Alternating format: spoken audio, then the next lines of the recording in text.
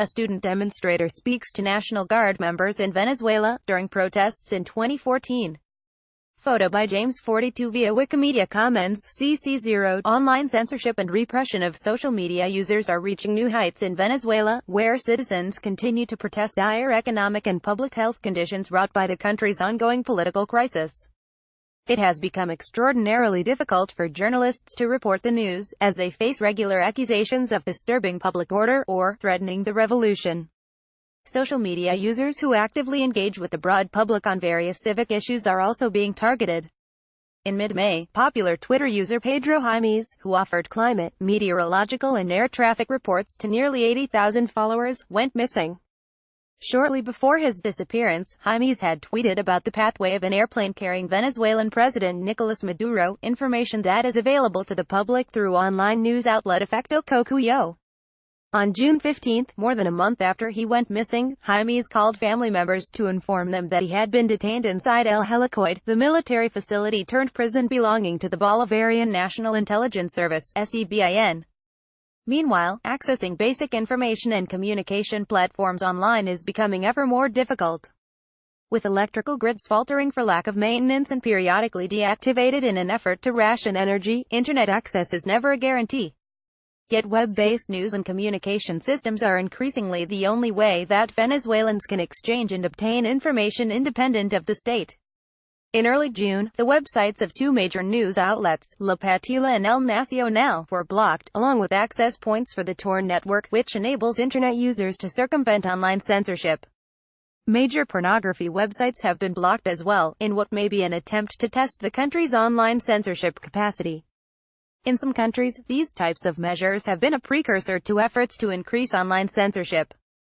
Palestinian journalists targeted with assault, mobile phone seizure. Journalists covering a labor rights protest in Gaza on June 19 reported to MATA, the Palestinian Center for Development and Media Freedom, that they were assaulted and had their mobile phones and cameras either confiscated or destroyed by uniformed people associated with the Hamas movement, which rules the Gaza Strip.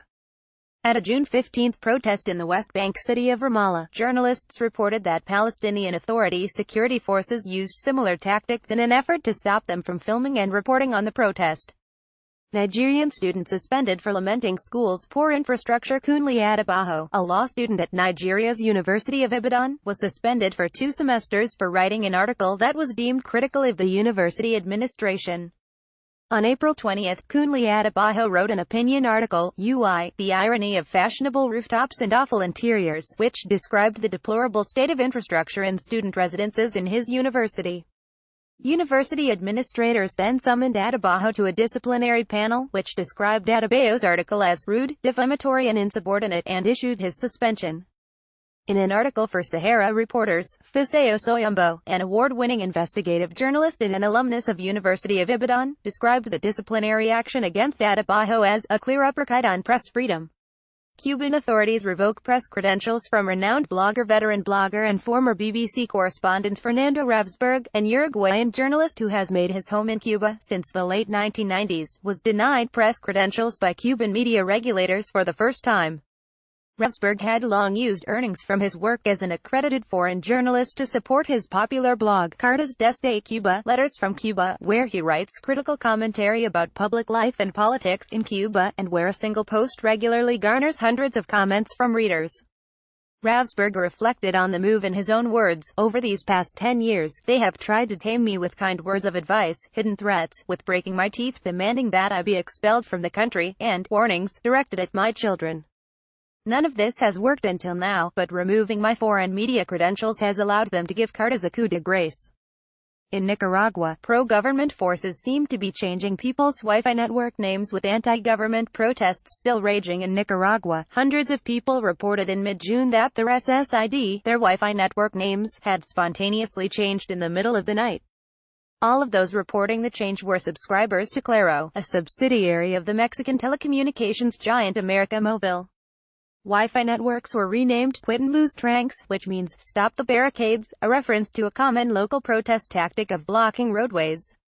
This message has been used consistently, and as a social media hashtag, by government actors and supporters online. Barricades have been popping around the country in an effort to pressure President Daniel Ortega to leave power and protect communities from state violence. Program in India offers free phones to poor, but won't ensure privacy. A mobile phone access initiative is offering free mobile phones to female heads of household living below the poverty line in the northeast Indian state of Chhattisgarh.